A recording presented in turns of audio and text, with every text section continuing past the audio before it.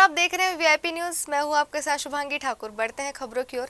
देश के तमाम राज्यों के मुख्यमंत्रियों और उच्च न्यायालयों के मुख्य न्यायाधीशों का नई दिल्ली के विज्ञान भवन में संयुक्त सम्मेलन हुआ। कार्यक्रम में छत्तीसगढ़ के मुख्यमंत्री भूपेश बघेल ने भी शिरकत की। विकास के छत्तीसगढ़ मॉडल से देश में अपनी अलग पहचान बनाने वाले मुख्यमंत्री बघेल से भाजपा और गैर भाजपा शासित राज्यों के मुख्यमंत्री पूरी गर्मजोशी से मुलाकात किए।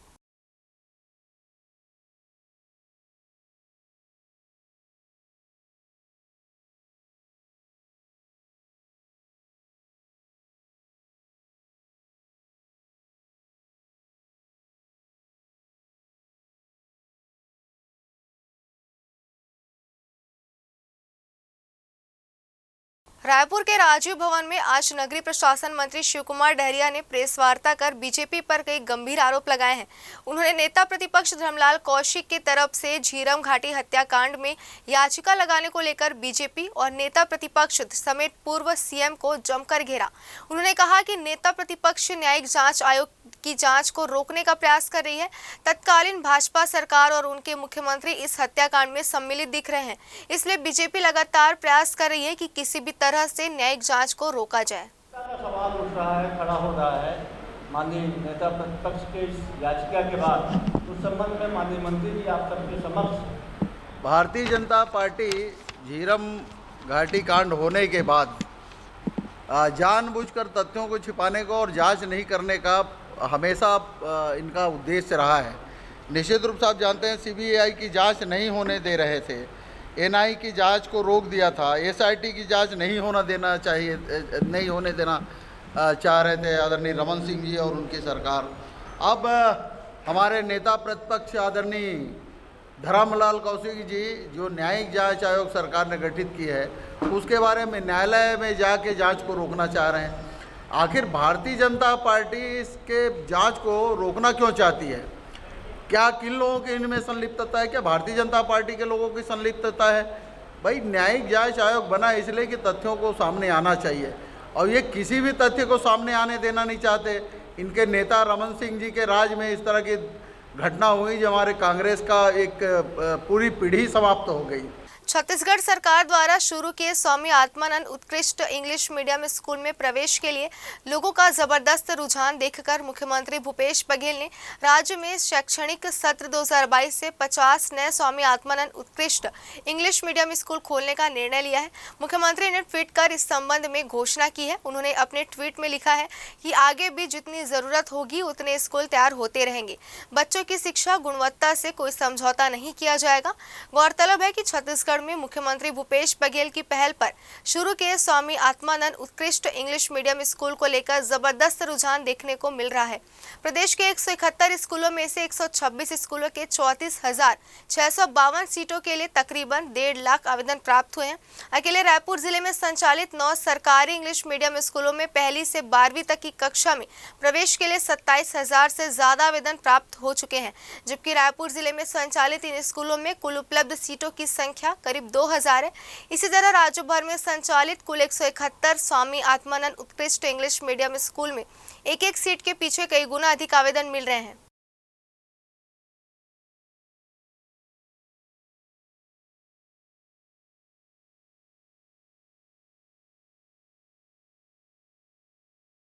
मुख्यमंत्री भूपेश बघेल की अपील पर 1 मई को मजदूर दिवस के अवसर पर अपने आहार और संस्कृति के गौरव की अनुभूति के लिए देश विदेश के कोने कोने में बसे छत्तीसगढ़ के लोग बोरेबासी खाकर श्रम का सम्मान करेंगे। मुख्यमंत्री की अपील पर छत्तीसगढ़ के सांसद, विधायक, जनप्रतिनिधि और युवा पीढ़ी भी बोरेबासी खाकर देश दुनिया में अपने खान पान, अपनी संस्कृति के प्रति प्रेम और गर्व की अभिव्यक्ति करेंगे। इसके साथ ही सोशल मीडिया पर #लेबर डे 2022, #बोरेबासी, #CG मॉडल के माध्यम से अपनी फोटो वीडियो शेयर करेंगे। भीषण गर्मी में बोरेबासी बहुत महत्वपूर्ण है और खासकर छत्तीसगढ़ में इसको देखिए कि भौगोलिक दृष्टिकोण से जो वातावरण रहता है उसके हिसाब से खान पान की व्यवस्था परंपरागत रूप से चली आई है। यदि नॉर्थ की बात करें, ठंड बहुत अधिक पड़ती है, वहाँ सूखा और गर्म भोजन अधिक रहता है। साउथ में आप जैसे जैसे जाएंगे तो रसदार आपको चाहे सब्जी हो, चाहे जो जितने भी डिशेस हैं उस प्रकार होते हैं। छत्तीसगढ़ में भी बोरीवासी की परंपरा रही है, और इसलिए कि गर्मी भी बेहद है, और जो मेहनतकश लोग हैं, वो ज़्यादा किसान हैं, मजदूर हैं, सब लोग। छत्तीसगढ़ की परंपरा रही क्या वो बड़े से बड़े भी किसान भी रहा हो तो गर्मी के दिन में बोरेबासी का उपयोग करते थे। लेकिन अभी कुछ अभी भी खाते हैं, लेकिन उसको और ज़्यादा बढ़ाना चाहिए। हमारी परंपरा है और स्वास्थ्य के लिए भी लाभदायक है।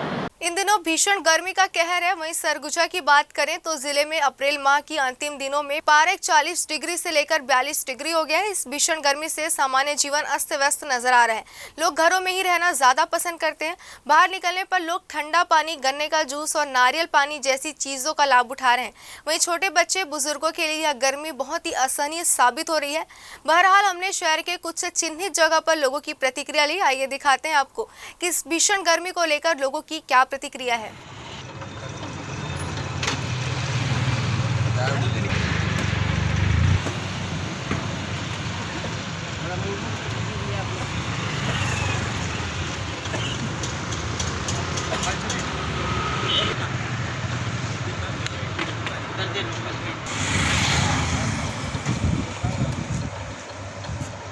इतनी कड़ी धूप है, धूप तो बहुत पड़ रही है। सरगुजा में पारा चूँकि अभी 42 डिग्री तक पहुंच गया है, उससे ऊपर भी जाने का अनुमान है।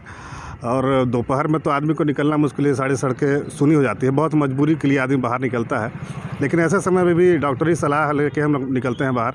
गर्मी के समय में लोगों को राहत के लिए ठंडा पेय हमेशा लेते रहना चाहिए, जैसे नारियल का पानी हो गया, फ्रूट्स हो गया, जूस हो गया। इस तरह से लेने से क्या है कि आदमी को लू लगने से भी बचा जा सकता है। गर्मी ज़्यादा बढ़ चुकी है। गर्मी में क्या है कि लोग पीने की संख्या बढ़ जाती है। आजकल लोग ठंडा से ज़्यादा नारियल पानी को पसंद करते हैं, इसलिए थोड़ा हम लोग की आमदनी बढ़ चुकी है। दिन भर में नहीं भी तो लोग 200 से 300 प्रतिदिन आना जाना होते रहता है हमारे यहाँ। बार बहुत ज़्यादा गर्मी पड़ रही है और दिक्कत ये है कि अपने ज़रूरी काम की वजह से हम घर से निकलना पड़ रहा है, और दोपहर में कोशिश कर रहे हैं कि हम घर से कम निकलें और जितना हो सके गर्मी से बचने की कोशिश करें। यहाँ नगर निगम को पानी की व्यवस्था पियाऊ खुलवाना चाहिए हर चौक व्यवस्था पे, और बहुत लोग समाज सेवी तो हर जगह खुलवावे कर रहे हैं। कोई चना गुड़ बंटवा रहा है, कोई पानी बंटवा रहा है, मगर नगर निगम को कुछ ना कुछ व्यवस्था करना चाहिए इसके लिए। धमतरी में जिला कार्यालय में पदस्थ अपर कलेक्टर दिलीप अग्रवाल आयु पूर्ण कर सेवानिवृत्त हो गए हैं। उनकी सेवानिवृत्ति पर राजस्व विभाग की ओर से विदाई समारोह का आयोजन किया गया, जिसमें विभाग के अधिकारियों एवं कर्मचारियों ने कलेक्टर दिलीप अग्रवाल को पुष्प गुच्छ भेंट कर उनके उज्जवल भविष्य और सेहतमंद जीवन के लिए अपनी शुभकामनाएं दी।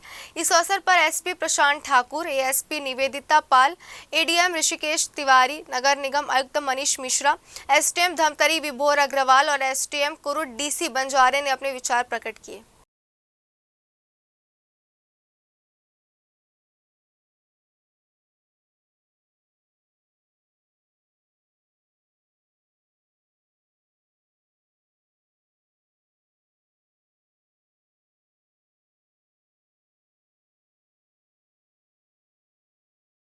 जांजगीर चांपा में जिला चिकित्सालय में डायलिसिस की सुविधा शुरू हो गई है। अस्पताल में 5 डायलिसिस मशीन लगाई गई है। अब किडनी के रोगियों का स्थानीय स्तर पर इलाज हो सकेगा। कलेक्टर ने डायलिसिस सेंटर का निरीक्षण कर मशीनों का ट्रायल कराया। वहीं मरीजों को अब डायलिसिस कराने बाहर नहीं जाना पड़ेगा।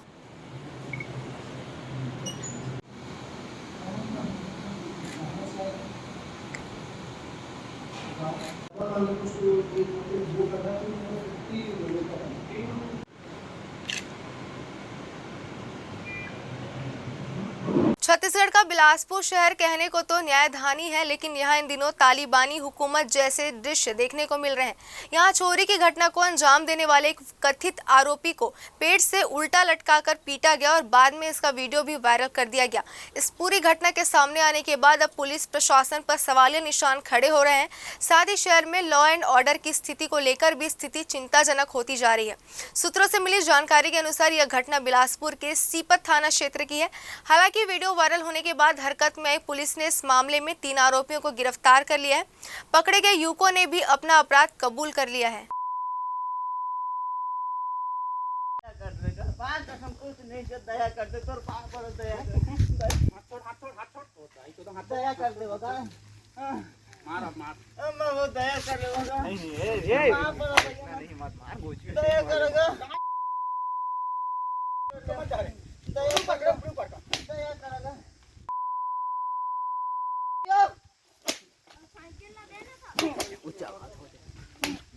भीख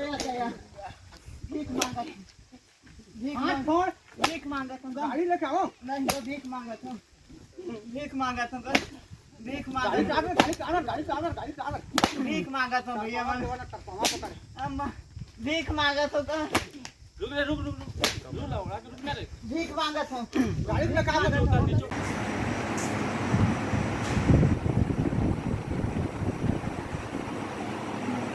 क्या नाम है तुम्हारा? पिता का? कितने साल के हो? 20 साल। तुम्हारा क्या नाम है? पिता का? श्री राम सिंह। उम्र कितने है आपका? उम्र है हम लोग 30 साल। कौन से गांव के रहने वाले हो? आपका क्या नाम है? पिता का? श्री रमेश खड़े। उम्र कितना है? 25। छत्तीसगढ़ के मुख्यमंत्री भूपेश बघेल के सरगुजा दौरे के कार्यक्रम को लेकर सरगुजा प्रशासन काफी सजग नजर आ रहा है। सरगुजा प्रशासन मुख्यमंत्री के दौरा कार्यक्रम से पूर्व अपनी तैयारियों में जुट गया है।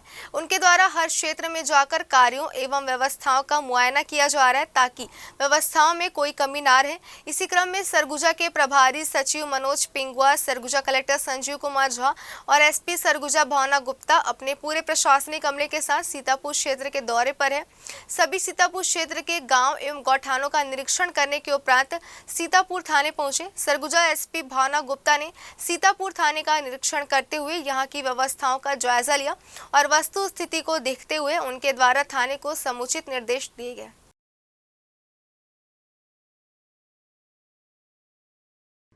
मैदानी स्तर के कर्मचारी हैं, उनकी कभी कभी अपनी समस्याएं रहती है। कहीं सरकारी क्वार्टर नहीं है, कहीं कोई दिक्कत है, किसी की फैमिली कहीं रहती है, तो उन सब के बीच हम लोग ये देखते हैं कि काम तो प्रभावित नहीं हो रहा है। अगर काम प्रभावित हो रहा है तब फिर निश्चित रूप से वो चिंता का विषय है और उसमें फिर टाइट करने का प्रयास किया जाता है।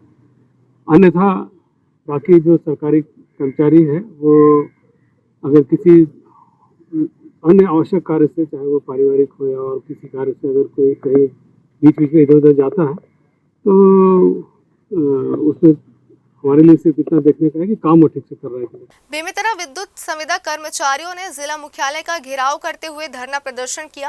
विद्युत संविदा कर्मचारियों द्वारा किए गए धरना प्रदर्शन और उनकी मांगों को जायज बताते हुए बेमेतरा के भाजपाइयों ने उन्हें अपना समर्थन दिया।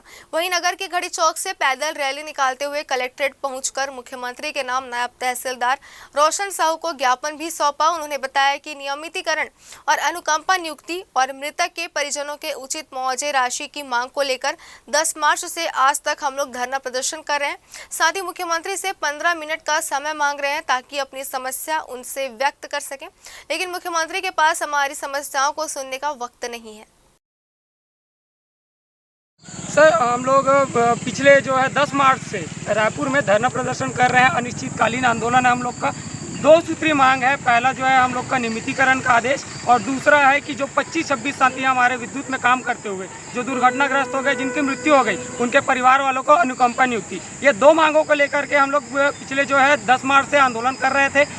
अभी 22-23 तारीख को पुलिस के द्वारा रायपुर में हमारे साथियों के ऊपर निर्ममता से लाठीचार्ज किया गया और हमारे लगभग 75 साथियों को अरेस्ट कर लिया गया था, जो कि कल रात को 8 बजे के आसपास रिहा हुए हैं। हम लोग यहाँ पे आज के दिनांक में 29 तारीख को 32 जिले जो हमारे छत्तीसगढ़ के अंदर पूरे के पूरे कलेक्टर का घेराव किया गया इन चीज़ों को लेकर के कि हमारे ऊपर जो निर्ममता दिखाई गई है, जो लाठीचार्ज किया गया हमारे साथियों के ऊपर, उन चीज़ों को लेकर के। और सबसे बड़ी बात यह है कि हम लोग यहाँ 2016 बैच और 18 बैच वाले हम लोग यहाँ नियमितीकरण के सभी जो पात्र रखता है, जो अर्हता है, वो सभी चीज़ों का हम लोग पालन करते हुए पिछले 6 साल 7 साल से हम काम करते आ रहे हैं। और हमारे पास अनुभव प्रमाण पत्र है। हमारे विभाग में 3000 पद खाली है, जिसपे हम 2500 लोगों को पहले नियमित किया जाए, उसके बाद बचे हुए पदों पर नियुक्ति ली जाए, लेकिन ऐसा नहीं किया जा रहा है। देखिए, जो संविदा कर्मचारी हैं विद्युत विभाग के, उन्होंने अपनी मांग रखी थी कि उनका नियमितीकरण किया जाए। काफ़ी दिनों से वो संविदा में काम कर रहे हैं और उनको जो वैकेंसी निकली हो उस वैकेंसी में प्राथमिकता मिले और उनको नियमितीकरण किया जाए। उनकी बहुत सारी मांगें हैं। जो लोग उनके संविदा कर्मी जो साथी हैं, वो दुर्घटना भी उनके साथ हुई है, तो दुर्घटना में उनकी मृत्यु भी हुई है, उनको भी मुआवजा नहीं मिल पाया है और न ही उनके परिवार को अनुकंपा नियुक्ति मिल पाई। इन सबको मांगों को लेकर आज कलेक्टर साहब को ज्ञापन देने के लिए हम लोग उनके समर्थन में यहाँ पर पहुँचे हुए थे। ये यहाँ पे जो छत्तीसगढ़ विद्युत संविदा कर्मचारी संघ के जो मेंबर यहाँ पे उपस्थित हुए हैं और अपनी कुछ मांगे हैं, जिसमें दुर्घटना में मुआवजा के संबंध में बात है और इनके नियमितीकरण के संदर्भ में बात है, तो कलेक्टर साहब को और माननीय मुख्यमंत्री जी के नाम ज्ञापन सौंपा गया है। अगली खबर रायगढ़ से, जहां प्रदेश में एकीकृत बाल विकास योजना के तहत तैयार भोजन और वितरण का कार्य छत्तीसगढ़ बीज विकास निगम द्वारा कराए जाने के लिए राज्य सरकार द्वारा जारी अधिसूचना को चुनौती दी गई थी। चूंकि राज्य सरकार का यह फैसला बच्चों और गर्भवती महिलाओं के कल्याण को देखते हुए लिया गया था और इस मामले में उच्च न्यायालय ने सभी पक्षों को सुनने के बाद ही अपना फैसला सुनाया है। वहीं दूसरी तरफ भारतीय जनता पार्टी की महिला मोर्चा ने रेडी टू ईट में अनियमितता की शिकायत करते हुए राज्यपाल के नाम ज्ञापन दिया है।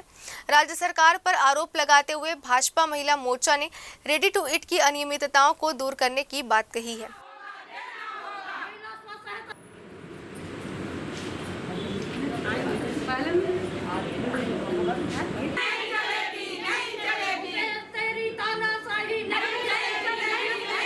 जिसमें कि 23,000 जो महिला स्वसहायता बहन है, उनके सामने रोजी रोटी की समस्या विकट। आज हम लोगों ने स्व सहायता बहनों के साथ में जो भूपेश बघेल ने महिलाओं से रेडी टू ईट का जो काम छीन लिया और कृषि बीज विकास निगम को छीन के उनको दे दिया, उसी के विरोध में हम लोगों ने आज ज्ञापन देने आए हैं। और उसके साथ हमारा 6 बिंदु भी है। पहला बिंदु तो ये कि जो ढुलाई होता है रेडी टू ईट का कभी कभी हो रहा है, और तीसरा जो हमारी गर्भवती बहनें हैं और जो कुपोषित जो बच्चे हैं उन लोगों को रोज़ रेडी टू ईट नहीं मिल रहा है। उसी सब के विरोध में आज हम लोग यहाँ पे ज्ञापन देने आए हैं। रेडी टू ईट के मांग के लिए हम लोग आए हैं। हम लोग हाई कोर्ट में लगाए हुए थे और रद्द हो गया है हम लोग का केस। तो हमारे जितनी महिलाएं हैं अभी रेडी टू ईट के माध्यम से हम लोग अपना जीवन यापन कर रहे थे, वो हमसे छीन गया है। और हम सरकार से पूछते हैं कि हम लोग करें तो क्या करें। इस मझधार में लाकर हम लोग को छोड़ दिया है और हम अभी गरीब, हम तो ग्रामीण से हैं, हम कुछ काम करते भी नहीं हैं। इसी भरोसे से हम जी खा रहे थे, आज हमारे काम को छीन लिया गया है।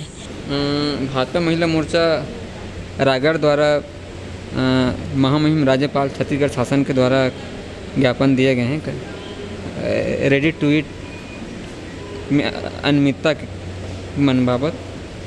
उनका जो है ज्ञापन कलेक्ट्रेट के माध्यम से महामहिम को पहुंचाया जाएगा।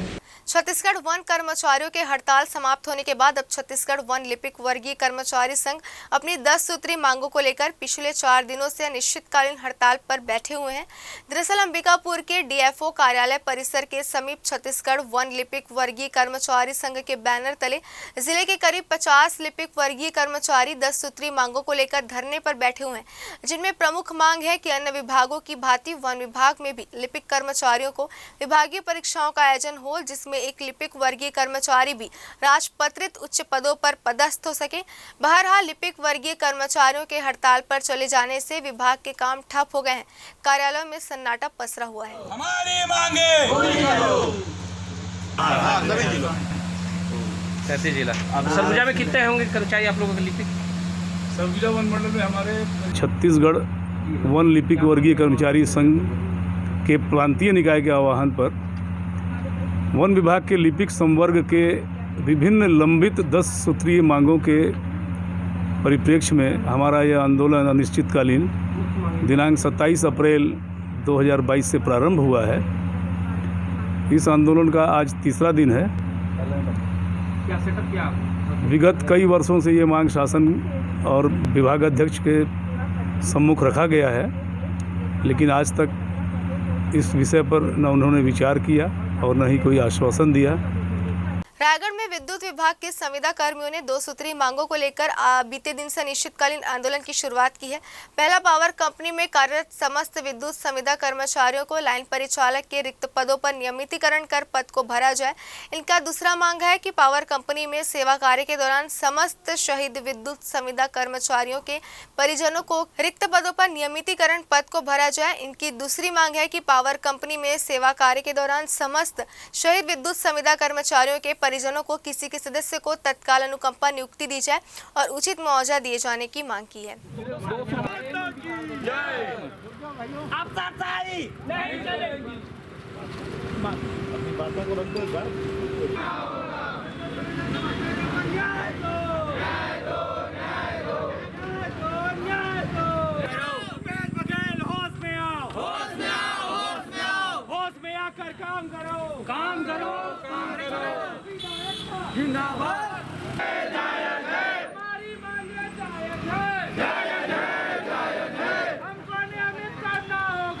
हमारी दो प्रमुख मांगे हैं। सर्वप्रथम है, पहला जो कंपनी में 3200 पद रिक्त है उसमें हमारे 2500 संविदा भाई हैं, उनको नियमित किया जाए। दूसरा, जो काम करते हुए जो दिवंगत हो गए हमारे 26 साथी, उनके परिवार को अनुकंपा नियुक्ति और उचित मुआवजा दिया जाए। हमें समर्थन मिला है जनता का, युवा मोर्चा का, पूरे यहाँ रायगढ़ जिले से समर्थन मिला है हमें। एक तो नियमितीकरण की मांग रखी गई है और दूसरा जो विद्युत के क्षेत्र में काम करते हुए जो दिवंगत हुए हैं उनके परिवारों को अनुकंपा नियुक्ति दिया जाए।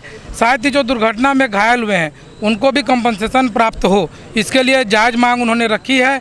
और यह सरकार न तो इनकी मांग सुन रही है बल्कि इनके ऊपर बर्बरतापूर्वक लाठीचार्ज कर रही है, जिसके समर्थन में भारतीय जनता युवा मोर्चा जिला रायगढ़ आप जो विद्युत संविदा कर्मी हैं उनके समर्थन में है। विद्युत विभाग के संविदा कर्मचारियों के द्वारा माननीय मुख्यमंत्री के नाम से 2 सूत्रीय मांगों को लेकर के ज्ञापन प्रस्तुत किया गया है। उनकी मुख्य मांग है संविदा कर्मचारियों को नियमित किया जाए तथा जो संविदा कर्मचारी मृत हो गए हैं उसके परिजनों को अनुकंपा नियुक्ति दी जाए। यह मामला जो विद्युत विभाग से संबंधित है तो हम इसको जिस संबंधित विभाग को कार्रवाई के लिए प्रेषित करेंगे। जांजगीर चांपा में बलौदा थाने से एक बड़ी खुलासे की खबर सामने आ रही है। पुलिस ने नकली सोने बेचने वाले गिरोह का खुलासा किया है।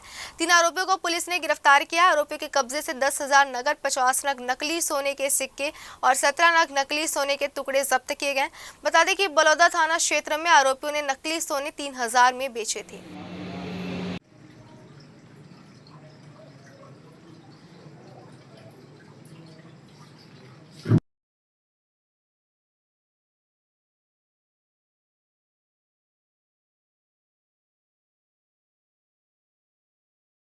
रायगढ़ जिले के बरमकेला ब्लॉक के रहने वाले एक बुजुर्ग दंपत्ति के साथ मारपीट की घटना सामने आई है। इजरदार दंपत्ति का कहना है कि जायदाद की लालच में उनके भतीजे ने मिलकर उनके साथ मारपीट की है। अपने ही भाई के बच्चों के हाथों प्रताड़ित होने वाले इजरदार दंपत्ति ने कई बार थाने में इसकी शिकायत की। पुलिस ने FIR भी दर्ज की, लेकिन बुजुर्ग चाचा चाची के साथ मारपीट करने वालों के हौसले लगातार बुलंद होते रहे और उन्हें प्रताड़ित करने का सिलसिला लगातार जारी रखा। बुरी तरीके से मारपीट के बाद सतपति इजरदार के कान के पर्दे फट गए हैं। उनकी पत्नी को इतना मारा गया है कि उनका दांत टूट गया है। परेशान हालत में दंपत्ति पुलिस अधीक्षक के पास पहुंचे, लेकिन यहां भी उन्हें निराशा ही हाथ लगी।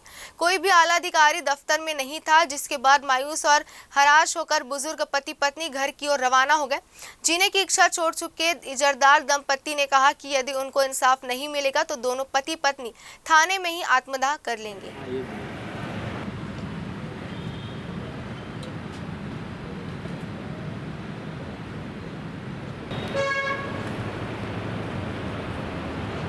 मेरे भतीजे हेमंत कुमार उर्फ चिंटू और भतीजी अभिलाषा इजारदार आकर मेरे को